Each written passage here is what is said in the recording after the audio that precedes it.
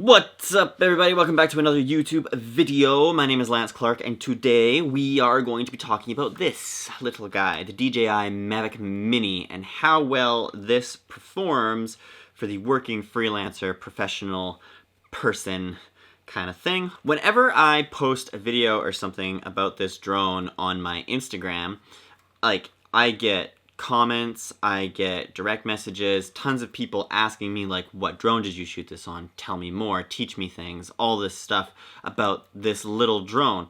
And I'm more than happy to oblige. I just think that it's so funny because I just feel like this is so accessible. And the other thing is that because it's so small and lightweight, it actually goes under the weight requirement in Canada for having to have a drone license. So you don't need to buy a drone license with this little guy.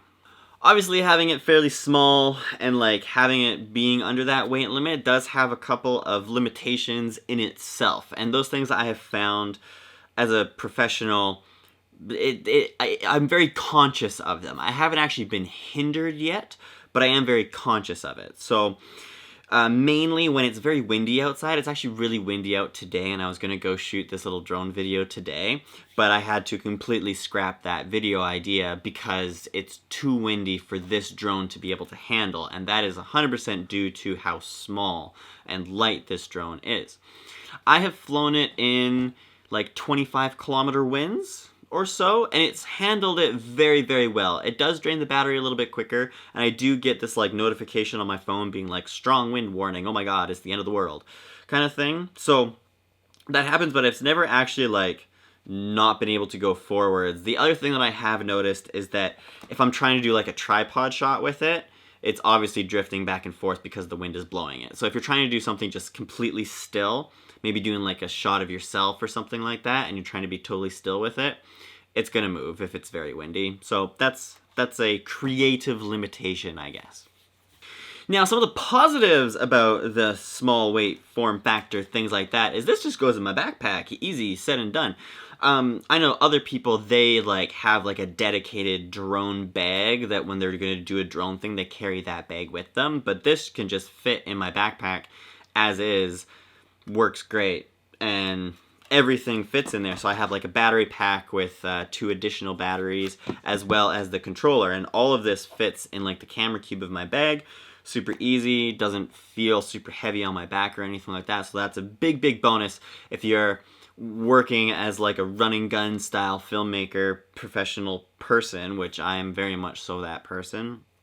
I literally just carry this with me all the time, so I never have to think am I gonna use this today? It just always comes with me, and I always have the option to use it.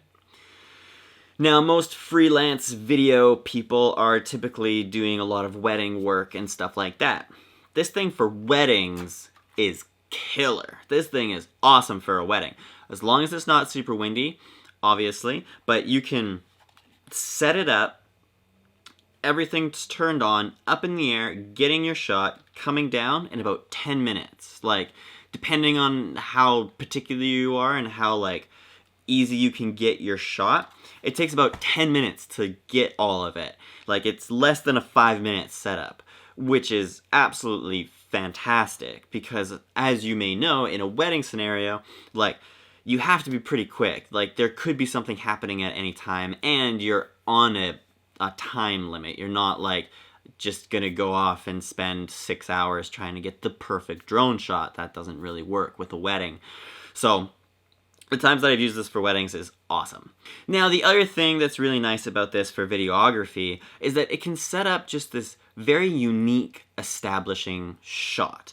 Even if it's just a quick little pass of just the landscape or something like that, it breaks up the flow of editing in a very nice way, which can transition into another scene or another feel or maybe another song, something like that. So in terms of the creativity and the dynamics that it brings to your videos, this little guy actually adds a ridiculous amount of production budget. People don't really expect a lot of freelancers to be able to get an aerial shot like that because that's very Hollywood, because that's where it was, and that was the only place that you could see those shots before. But now that these little drones and stuff like that are so accessible, it's very easy to get those more cinematic, if you will, style shots, which is awesome. So if you have the budget and you're able to like look at your drone laws in your country or your province or your state and like figure out what the limitations are and seeing if that is like very viable for you, I would 100% be like, get a drone for your kit as a videographer, like freelancer. Like it definitely adds a lot of dimension and creativity, and it's just a lot of fun. Okay, getting into some of the negative things that I have seen people be very concerned about and that I've had questions about on my Instagram about drones. One, battery life. This little guy comes with 3 batteries, these little batteries, and they all come in this little charging case. So far, on a shoot, I've never gone through all 3. You can get about half an hour of flight time out of this thing, but if it's really windy or if you're really pushing like the signal and stuff like that, then you'll drain the battery a little bit quicker, depending on how rough you're flying it or if you're flying it in sport mode kind of thing. But so far I have not actually gone through all 3 of these batteries. The only time that I have gone through all 3 of these batteries is when I forgot to charge them and they just died, and like that was it, and I was like, cool, this is great. Remote control also has a battery built into it, which I've seen people be concerned about it dying, and I've charged it twice. I've had this drone since December, and I've charged my this remote twice.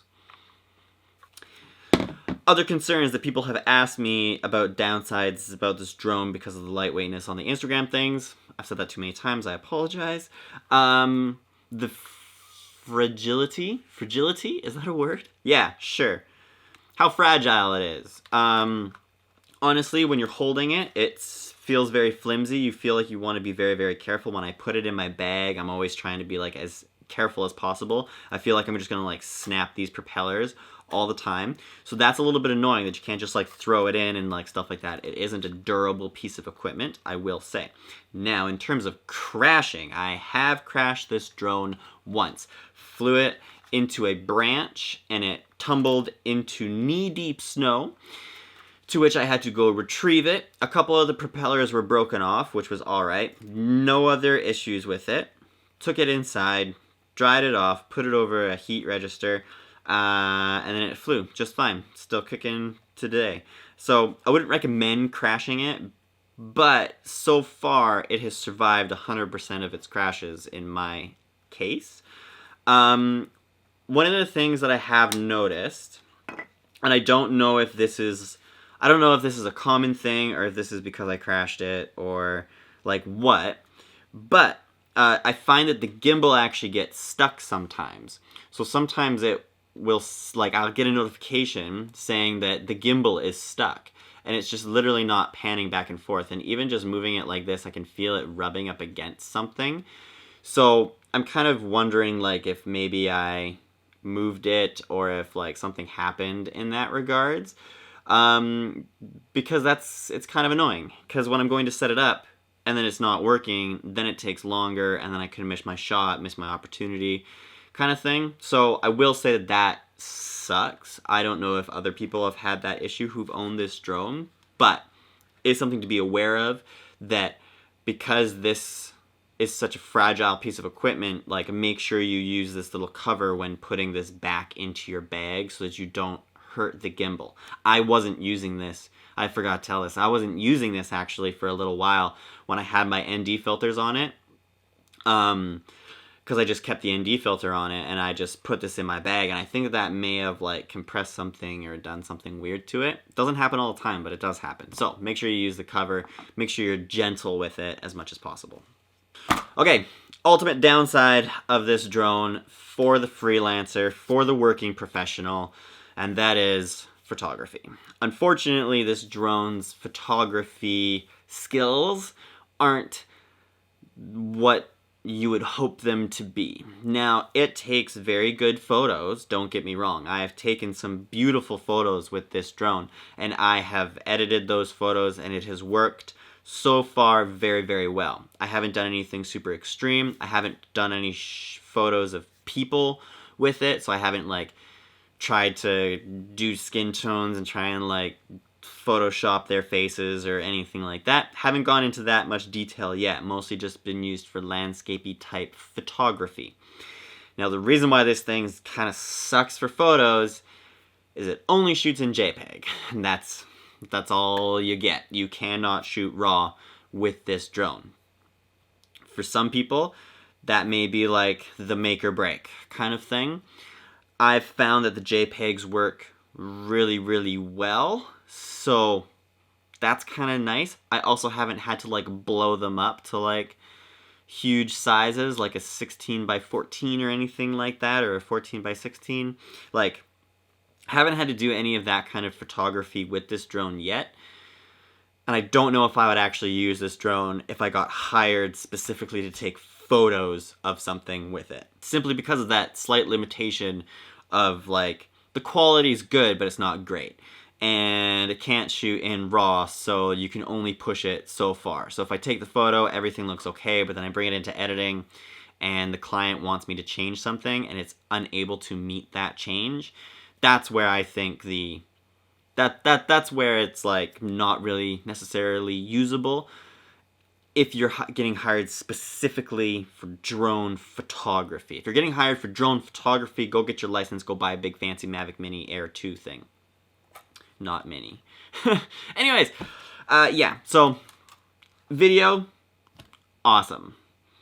It doesn't shoot log, and that sucks. So mixing color and like matching picture profiles is kind of annoying. Last little tip point thing there. But everything else works really well. Dimensions, great, happy, joyful. Really enjoy this drone. I'm probably going to buy the Mavic Air 2 kind of soonish. I'm going to go get my license and everything, and then I'm going to do maybe a comparison between this and the Mavic Air 2, but we'll see.